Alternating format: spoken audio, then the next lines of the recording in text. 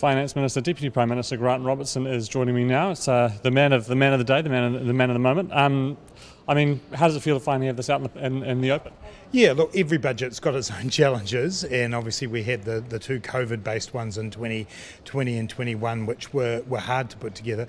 This has been a challenge for different reasons. Obviously, New Zealanders are facing a cost of living crisis. There is pressure in the economy around the world, and so making sure that we dealt with those issues whilst also making the reforms we wanted to make in health and climate was a difficult balance, but it's a careful balance in the budget. You see, the last budget meetings were in April this year, and obviously I'm sure one of the last things you probably put in was that cost of living package. What was it that tipped you over the edge and made you think, actually, you know what, we need a $1 billion cost of living package? I think it was really what changed was the Russian invasion of Ukraine and the fact that that had such a big impact around oil prices, which then added to inflation that was already there because of the supply chain constraints. And so putting all that together in the first few months of this year, we recognised that we had the 1 April package, we had the winter energy payment, but there was a wider group of New Zealanders who needed some support through these next few months.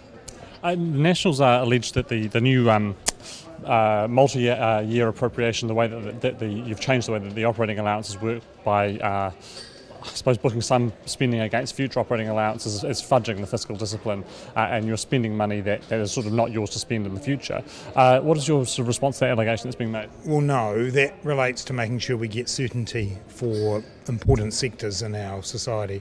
So we're doing multi-year funding for health, absolutely. The health sector's been crying out for that to enable them to plan properly, to be able to employ staff. Similarly, in two sectors, in justice and natural resources, we've piloted an approach where we do similarly for them.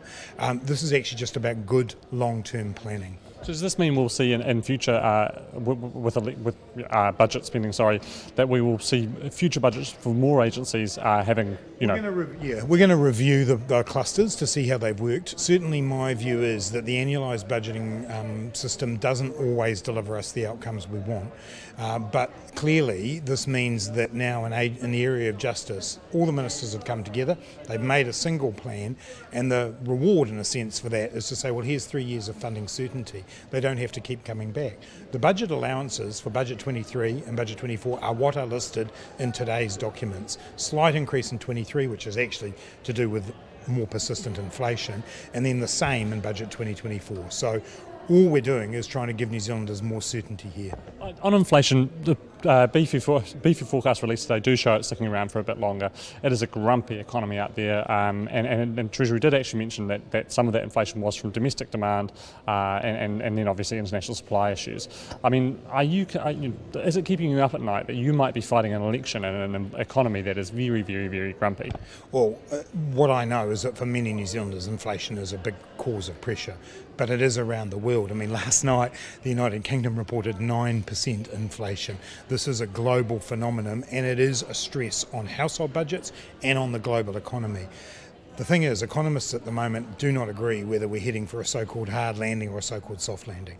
The good news for New Zealanders is our strong economic and fiscal position means we can weather those storms. And I suppose, heaven forbid, if we are heading for a hard landing, the government has the fiscal firepower stands ready to use that if we end up getting the opposite problem to inflation, which is deflation. That's right, and that's the issue. We're in a strong fiscal position, and relative to the rest of the world, we've kept debt incredibly low, and all of the partners that we would compare ourselves to, about a half of Australia, a third of the UK, a fifth of the US's debt.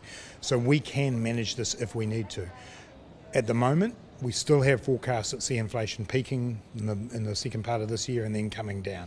But we'll continue to monitor the global economy, do our best to support New Zealanders. On some of that health spending, and actually overall, there's still a massive capital spend this year. And you're in the middle of one of the biggest capital spends in history. Are you concerned that there are capacity constraints showing there, and what are you going to do to sort of... Yeah, look, we're the same as anybody else who's building anything in New Zealand. It's costing more because suppliers are costing more, and we've had a labour supply shortage. The immigration rebalance is targeted at getting people in, and the documents today see net migration getting back to 20,000 next year, 40,000 by the end of the forecast period. So, we're well aware of that. Some of our projects have slowed down. We've phased some projects, rescoped some projects as a result of that. So we're very well aware of that. But the dilemma for me would be stopping our State House building program, which would make no sense when we've got such a housing shortage. What are you going to do with the fuel and Fed and Ruck at the end of two months, the next 2 months? Will you give a clear signal today that that is it, or?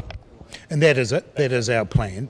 As I said earlier on today, though, I've also lived through 2 years of COVID, and so we always have to be agile and adaptable, but the plan we've laid out today has dates, and obviously at the end of that 2-month period, that's when the new cost of living payment kicks in. And has National pushed you into the cost of living package? They obviously in March they had their $1.7 billion tax package essentially. Does that?